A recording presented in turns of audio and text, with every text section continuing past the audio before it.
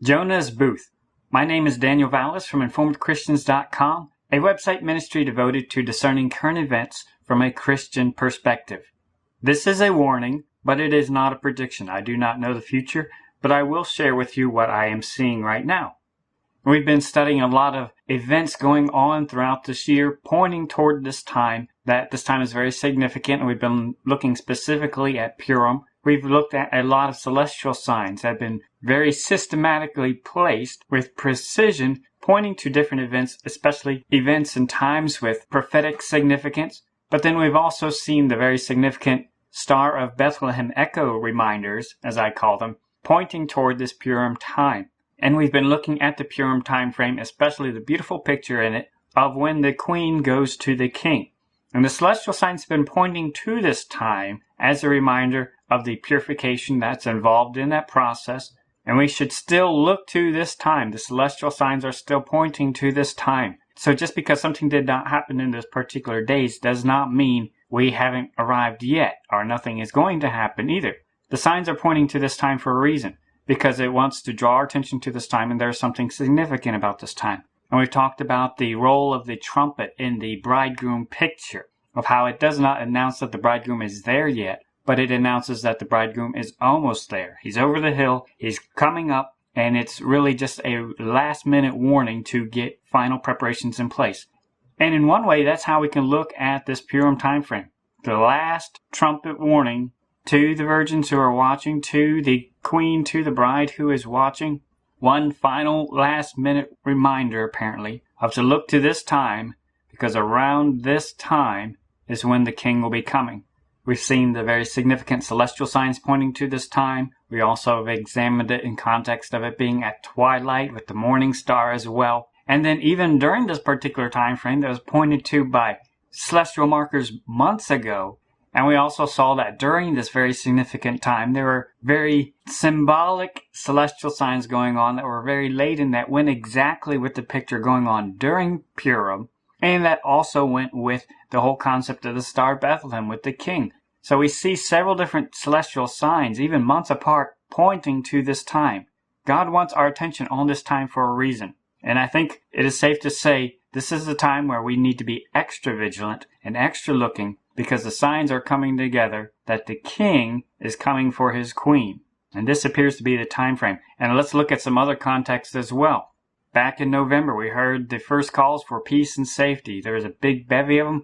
And the Bible tells us specifically, when you hear them say this, sudden destruction is coming. So we knew in the back of our mind, sudden destruction was coming. Judgment was coming. So then come January, we saw the sign of Jonas. And that is a very specific warning that destruction is coming in a set amount of time, which is usually associated with Jonas, which is typically 40 days. And so that sign went from being a broad peace and safety, sudden destruction cometh, to narrowing it down that it's coming very soon. We are reaching the time when this is going to be applied. And if we start counting from the beginning of the days of Jonah and the fast of Jonah to Nineveh, out 40 days from that, that's going to be ending on the 26th.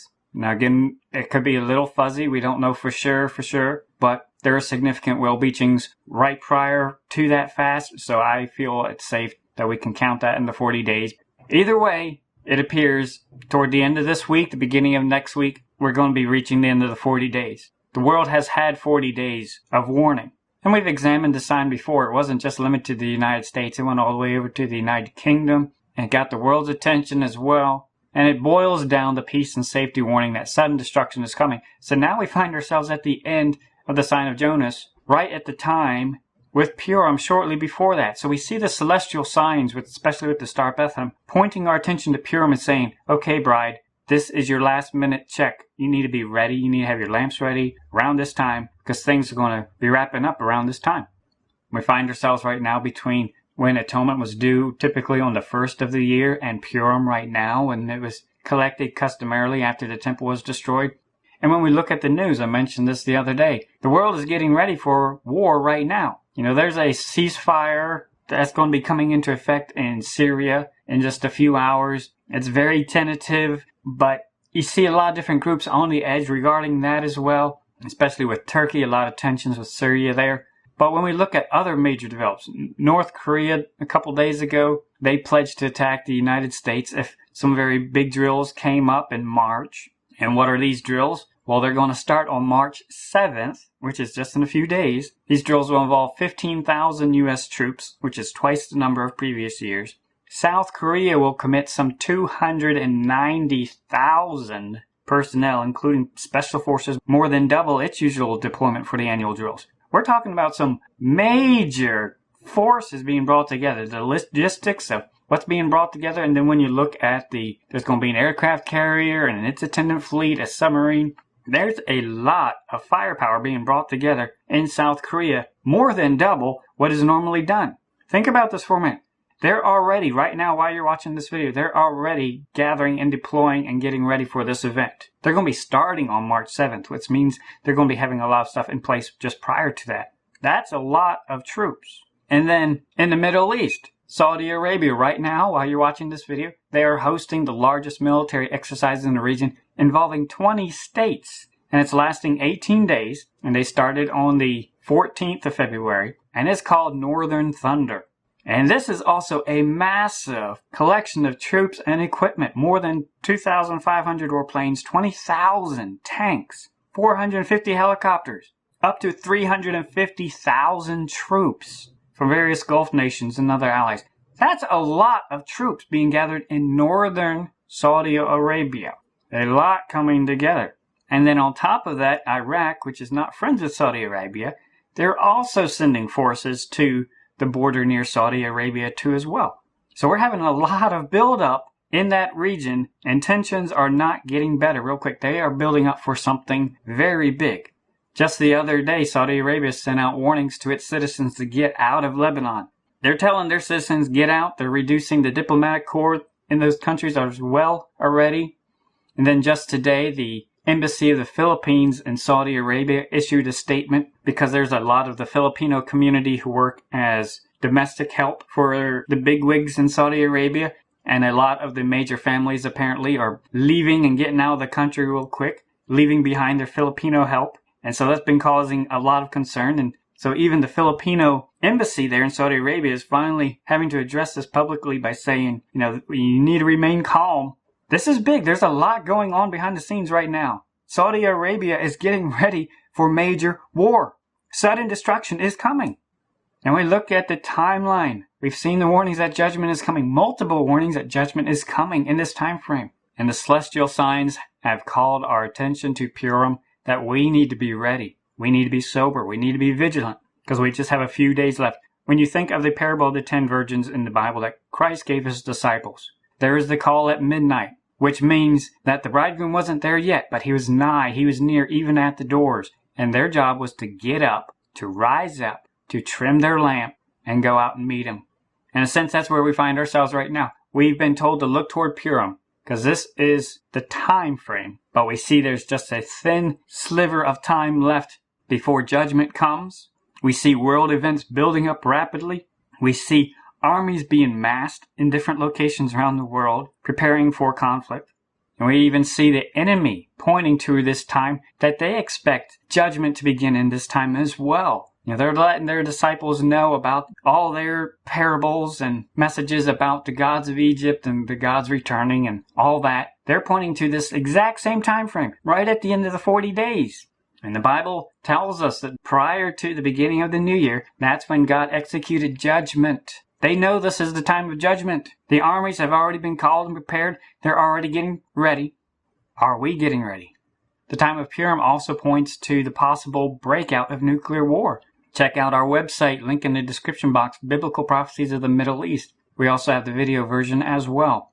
All of the material in the Exodus II Handout is still valid because Christ has been pointing our attention and drawing our attention to this time that judgment is coming. Will we be where we need to be?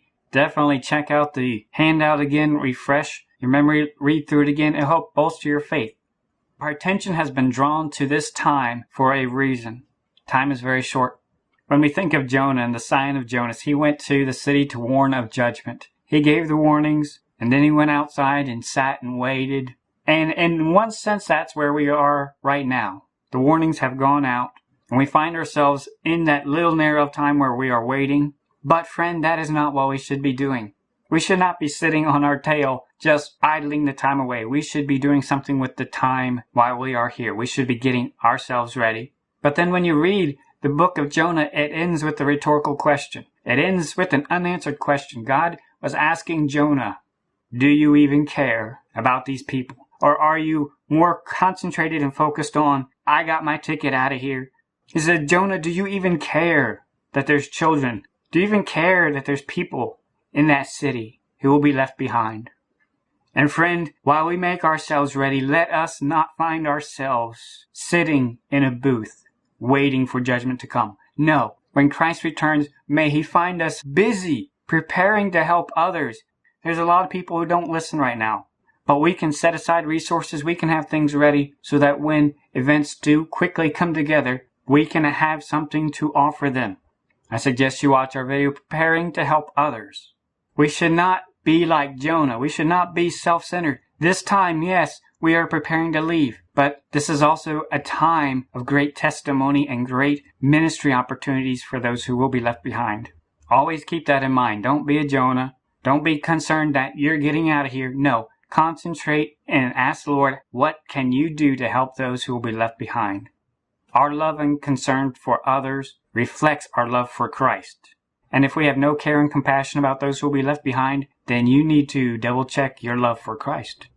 We are hoping to see Christ, our Redeemer, when he comes to pick up what he has redeemed. And every man that hath this hope in him purifieth himself, even as he is pure. Serve Christ first and highest above all else. Maranatha.